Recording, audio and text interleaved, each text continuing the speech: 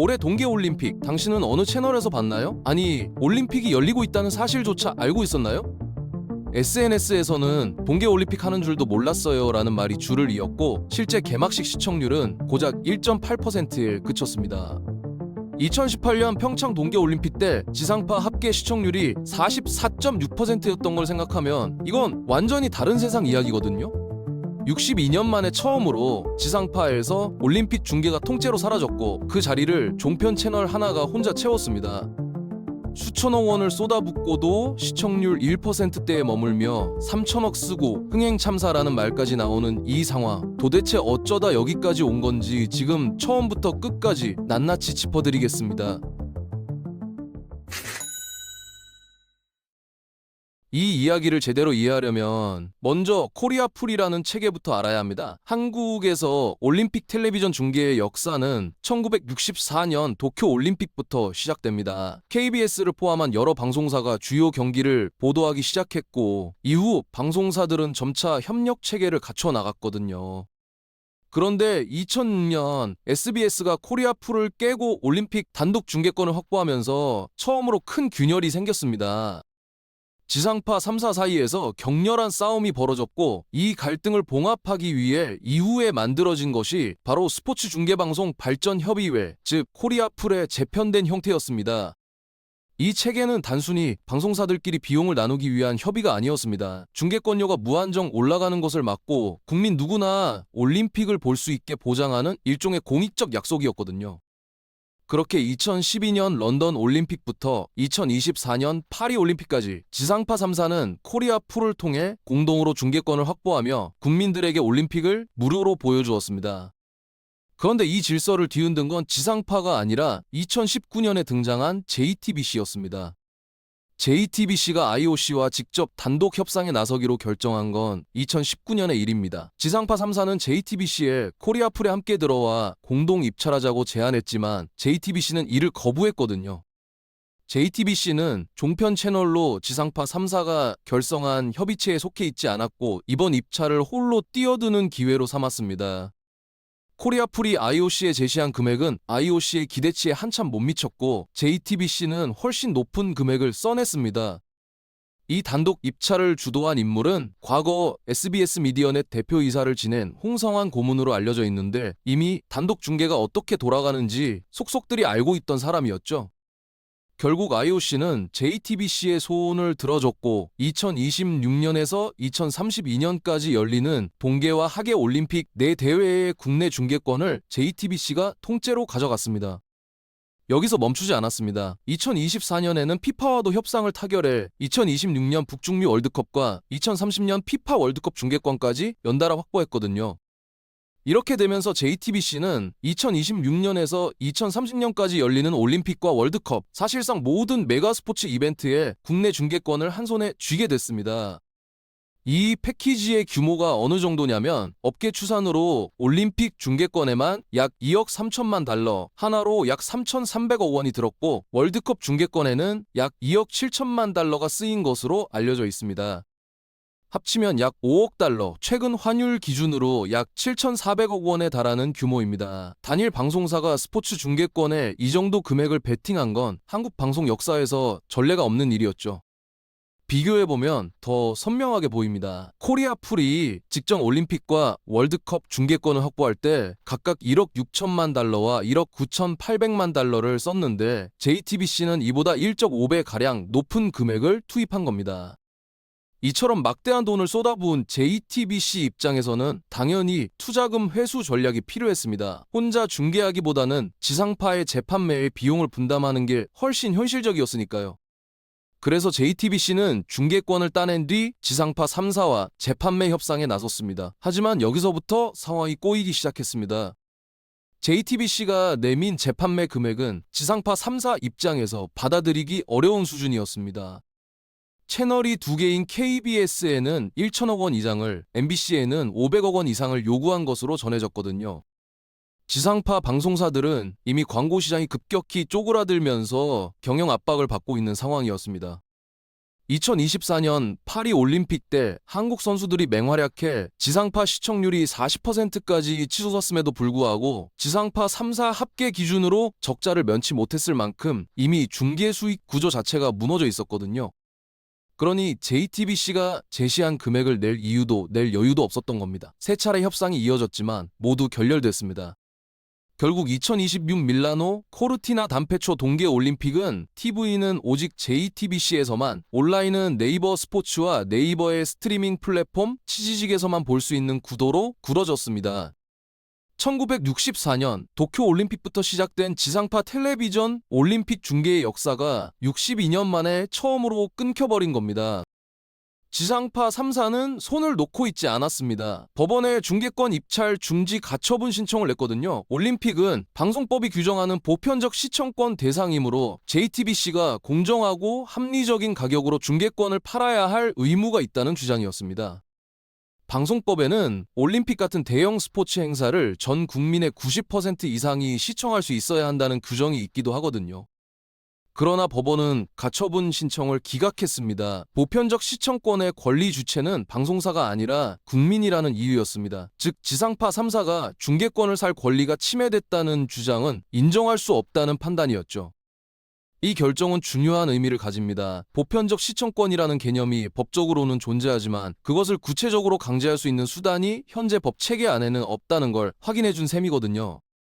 반격도 있었습니다. JTBC는 공정거래위원회에 지상파 3사가 코리아풀을 통해 수십 년간 중계권을 담합해왔다며 신고했습니다. 지상파가 오히려 중계권 시장의 독점 구조를 만들어왔다는 논리였죠. 지상파 3사는 이에 맞서 방송통신위원회에 사실조사를 요청하는 것을 검토하면서 법적 공방이 본격화되고 있습니다. 사실 코리아풀이 어떤 법적 근거로 만들어진 것이 아니라 방송사들 사이의 자발적 협의였다는 점은 JTBC 입장에서는 분명히 유리한 부분입니다. 그 어떤 법령이나 협약에도 JTBC가 코리아풀에 합류해야 한다는 조항은 없었거든요.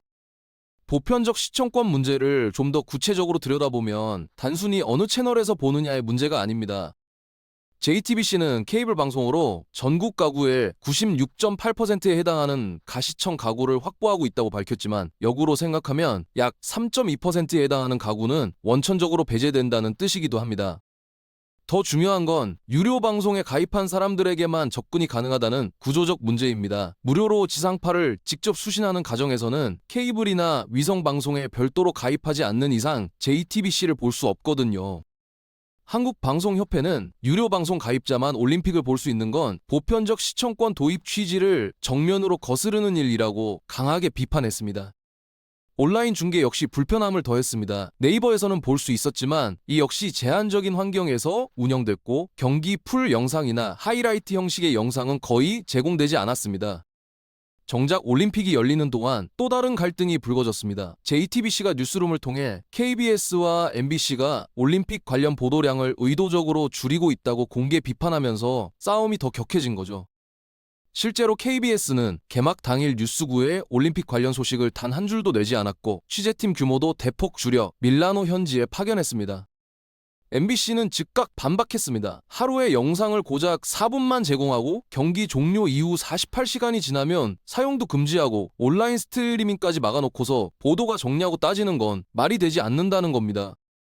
JTBC는 다시 재반박했습니다. 지상파가 과거에 단독 중계권을 가졌을 때 비중계권 방송사에게 똑같이 적용했던 규칙을 지금 자기들에게도 똑같이 적용하는 것뿐이라는 논리였죠. JTBC가 지상파 방송들 아래서 15년 넘게 그 규칙을 그대로 감수해왔다는 점에서 입장이 바뀐 것뿐이지 구조는 같다는 주장은 나름 설득력이 있습니다. 더 나아가 JTBC는 이번에 제안한 뉴스권 가격은 과거 지상파 판매가의 절반 수준이고 영상 제공량도 기존 9분에서 15분으로 늘리고 광고 카드까지 포함하는 파격적인 조건을 제시했다며 합리적인 조건을 거부하고 소급 보도를 선택한 건 지상파의 의지 문제라고 몰아붙였습니다. 반면 지상파 측은 JTBC가 뉴스권조차 구매하지 않은 건 지상파 아니냐며 역으로 비판했는데 양측 모두 자기 논리를 내세우며 물러서지 않는 형국입니다. 여기서 한 가지 흥미로운 부분이 있습니다. 이 싸움에서 SBS가 상대적으로 조용한 이유죠. SBS는 2010년 밴쿠버 동계올림픽과 남아공 월드컵을 코리아풀을 깨고 단독으로 중계한 전적이 있거든요. 그때 다른 지상파들한테 받았던 비판을 기억하고 있을 테니 지금 JTBC를 향해 대놓고 목소리를 높이기가 어려운 상황인 겁니다. 2010년 SBS의 남아공 월드컵 단독 중계는 결과적으로 성공이었습니다. 차범근 해설위원을 영입하고 한국 경기마다 채널을 독차지하며 화제성과 시청률 모두 잡았거든요. 그러나 지금 JTBC가 처한 상황은 다릅니다. 2010년에 SBS는 지상파였고 케이블 미가입 가구도 아무 문제 없이 볼 수 있었습니다. 하지만 JTBC는 케이블 채널이라는 구조적 차이가 접근성 문제로 직결되고 있는 거죠. 시청률 수치를 좀 더 자세히 보면 상황이 더 또렷하게 보입니다. 개막식 생중계 시청률이 1.8%로 시작해 컬링 중계가 1.5%에서 2.5% 사이를 오갔습니다. 반면 쇼트트랙처럼 한국이 강세를 보이는 종목이 방영될 때는 분당 최고 시청률 8%까지 오른 경우도 있었고 특정 경기에서 7.7%를 찍기도 했습니다. 그렇다고 해도 2018년 평창 동계올림픽의 지상파 합계 44.6%, 2022년 베이징 동계올림픽의 합계 18%, 심지어 코로나19로 무관중으로 치러진 2021년 도쿄올림픽의 17.2%와 비교하면 단독 채널에서 나온 시청률로는 턱없이 낮은 수준입니다. JTBC 측에서는 최고 시청률 13.8%를 기록했다고 밝히며 비싼 중계권료라는 주장은 허위라는 입장을 내비쳤지만 전체적인 흐름은 역대 최저 수준의 화제성이었다는 게 부정하기 어려운 사실이거든요. 시청률보다 더 뼈아픈 건 선수들이 받은 영향이었습니다. 최가온 선수가 스노보드에서 한국 역대 첫 금메달을 따냈을 때 JTBC가 이 경기를 생중계하지 않았다는 사실이 알려지면서 논란이 거셌습니다. 국민 스포츠 영웅이 탄생하는 역사적인 순간을 독점 중계 방송사가 편성 문제로 놓쳐버린 겁니다. 이 사건은 단독 중계의 구조적 한계를 가장 직접적으로 보여주는 사례가 됐죠. 시청자들은 SNS에서 올림픽을 하는 줄도 몰랐다. 이번 화제성은 레전드급으로 심각하다. 열심히 뛴 선수들만 불쌍하다며 분노를 쏟아냈습니다. 비인기 종목 선수들에게 올림픽은 4년에 한 번 국민적 관심을 받을 수 있는 거의 유일한 기회입니다. 그런데 중계 채널이 하나로 줄어들면서 그 기회 자체가 크게 줄어버린 셈이거든요. 그렇다면 JTBC의 사업 상황은 어떨까요? 사실 이 중계권 논란의 밑바닥에는 JTBC의 경영 위기라는 배경이 깔려 있습니다. JTBC는 2016년 최순실 국정농단 보도로 엄청난 주목을 받았고 뉴스 채널로서 독보적인 위치를 구축했습니다. 그런데 그 보도 이후 삼성이 광고를 사실상 끊다시피 하면서 광고 매출과 영업 실적에 상당한 타격을 입은 것으로 전해집니다. 2025년 현재 JTBC는 대규모 구조조정을 단행할 정도로 경영 상황이 좋지 않은 상태거든요. 자사 스포츠 채널인 JTBC 스포츠에서도 2025년부터 현장 중계가 대폭 줄었습니다. 이런 상황에서 7천억 원대의 중계권 패키지를 한꺼번에 사들인 건 방어적 선택이 아니라 사활을 건 도박에 가까운 결정이었다고 볼 수 있습니다. 원래 계획대로라면 지상파 3사의 재판매의 일정 부분을 회수하고 남은 대회에서도 꾸준히 수익을 쌓는 구조였겠지만 첫 협상부터 결렬되면서 그 계획이 처음부터 어그러진 겁니다.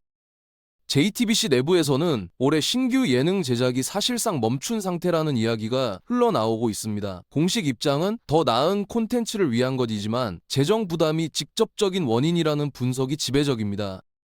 JTBC 관계자로 알려진 인물은 이번 올림픽 광고는 거의 완판 수준이지만 빚을 내서 산 중계권을 커버하기엔 부족하다며 최악의 경우 추가 구조 조정도 불가피하다는 이야기가 내부에서 나온다고 전했습니다. 광고가 완판됐는데도 적자가 날 수 있는 구조라는 것 자체가 이 계약이 처음부터 얼마나 무리한 투자였는지를 보여주는 거죠. 그나마 다행인 건 패럴림픽 중계권은 JTBC가 구매하지 않았다는 점입니다. 2026 밀라노 코르티나 담페초 동계 패럴림픽은 중계권을 따로 확보한 KBS가 중계할 예정이거든요. 그러나 올림픽 본 대회에서 지상파가 완전히 빠진 이 선례가 앞으로 어떤 영향을 미칠지는 심각한 문제입니다. 이번 논란이 커지자 방송미디어통신위원회 위원장 김종철은 국회 현안 질의에서 특정 방송사의 올림픽 단독 중계는 보편적 시청권을 제한하는 행위로 볼 수 있다며 법 개정을 준비하고 있다고 밝혔습니다. 지상파 3사가 결집한 한국방송협회도 세미나를 열어 중계권 재판매 비용 상한선 제한과 지상파 재판매 의무화를 요구했습니다. 누가 중계권을 사든 지상파에 무료로 재판매를 강제하는 법이 필요하다는 주장이었죠. 보편적 시청권 개념에 무료라는 조건이 명시되어야 한다는 요구도 나왔습니다. 2011년부터 지속적으로 정부에 이 조건 삽입을 요구해왔지만 반영되지 않았다는 주장인데 이번 논란이 그 필요성을 현실로 증명해버린 셈이거든요. 해외는 어떻게 하고 있을까요? 이미 오래전부터 제도적으로 대비한 나라들이 있습니다. 영국과 유럽연합의 여러 나라에서는 올림픽과 월드컵을 법으로 지정된 보편적 중계 의무 목록에 포함시켜 지상파가 반드시 중계해야 하는 행사로 규정하고 있습니다. 호주는 한 발 더 나아가 지상파 방송사가 중계권을 확보하지 못하면 유료 방송사나 OTT도 방송권을 살 수 없도록 막아둔 제도를 운영하고 있습니다. 상업적 이해관계보다 공공 접근성을 우선해 두는 방식이죠. 일본은 민간 방송사들과 공영방송이 컨소시엄을 구성해 공동으로 대응하는 재팬 컨소시엄 방식을 유지하고 있습니다. 단일 방송사가 독점하는 구조를 애초에 막아놓은 거죠. 독일은 아르데와 ZDF가 2032년까지 올림픽 중계권을 확보했고 올림픽 최고 시청률이 통상 40%를 넘습니다. 공영방송이 대형 스포츠 이벤트를 책임지는 구조가 단단하게 유지되고 있는 겁니다. 한국도 법 개정에 나선다고는 하지만 현실적인 벽이 있습니다. JTBC가 이미 2019년에 IOC와 체결한 계약 그리고 2024년에 피파와 맺은 계약에 새로운 법을 소급 적용하는 건 위헌 소지가 있다는 문제입니다. 그 말은 즉 법이 개정된다 해도 이미 JTBC가 독점 중계권을 갖고 있는 2026년 북중미 월드컵, 2028년 LA 하계 올림픽, 2030년 동계 올림픽, 2032년 브리즈번 하계 올림픽에는 바로 적용하기 어렵다는 뜻입니다.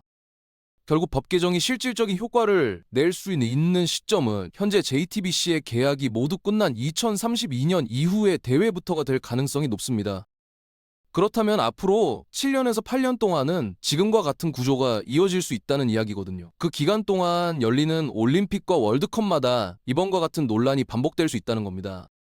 진짜 고민은 오는 6월에 시작됩니다. 북중미 월드컵은 동계올림픽보다 훨씬 더 국민적 관심이 높은 행사거든요. 2002년 한일 월드컵의 신화, 2010년 남아공 원정 16강 진출, 2022년 카타르 월드컵 16강까지 월드컵은 올림픽보다도 훨씬 더 뜨거운 집단적 감정을 불러일으키는 이벤트입니다. 만약 이번 동계올림픽처럼 협상이 다시 결렬되어 JTBC 단독 중계로 월드컵이 열린다면 그 반발은 이번보다 훨씬 거세질 가능성이 높습니다. JTBC는 남은 대회들에 대해 지상파 3사와 재판매 협상을 이어가겠다는 입장을 유지하고 있습니다. 하지만 첫 단추가 이렇게 틀어지고 서로 고소와 맞고소를 오가는 상황에서 협상 분위기가 좋을 리가 없습니다. 게다가 JTBC의 재정 상황이 악화된 만큼 재판매 협상에서도 더 높은 가격을 요구할 가능성이 있고 지상파 역시 광고 수익이 계속 줄어드는 상황에서 쉽게 응하기 어렵습니다. 구조적으로 양측 모두 여유가 없는 상황이거든요.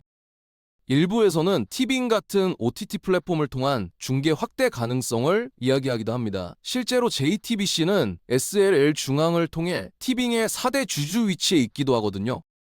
하지만 OTT 중계 역시 유료 가입을 전제로 한다는 점에서 보편적 시청권이라는 근본적인 문제를 해결하지는 못합니다.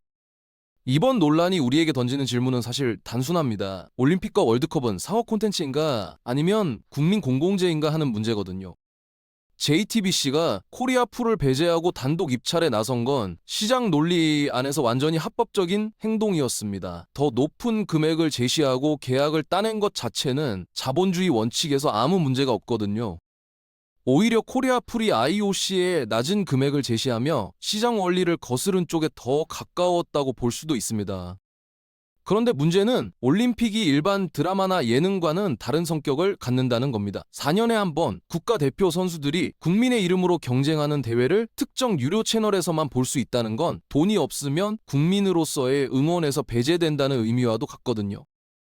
1960년대 텔레비전 방송이 시작된 이후 60년 넘게 우리는 TV만 켜면 올림픽을 볼 수 있다는 걸 당연하게 생각했습니다. 그 당연함이 사실은 수십 년간 쌓아온 공적 약속 위에 얹혀 있었다는 걸 이번에 처음으로 실감한 사람들이 많았을 겁니다. 2006년 SBS가 코리아풀을 깨고 단독 입찰에 나섰을 때 당시 KBS가 뉴스를 통해 강하게 비판했습니다. 그 SBS가 지금은 JTBC를 상대로 같은 비판을 받고 있고 언젠가는 또 다른 누군가가 같은 논리로 SBS를 공격할 수 있습니다. 역사가 반복되는 구조가 지금까지 바뀌지 않았기 때문이거든요. 그 반복을 끊어낼 방법은 결국 법과 제도뿐입니다. 어떤 방송사가 중계권을 갖든 일정 조건 아래 지상파 무료 재판매를 의무화하거나 공적 자금으로 보편적 중계를 보장하는 구조가 만들어지지 않는 한 이 논란은 앞으로도 계속 반복될 수밖에 없습니다.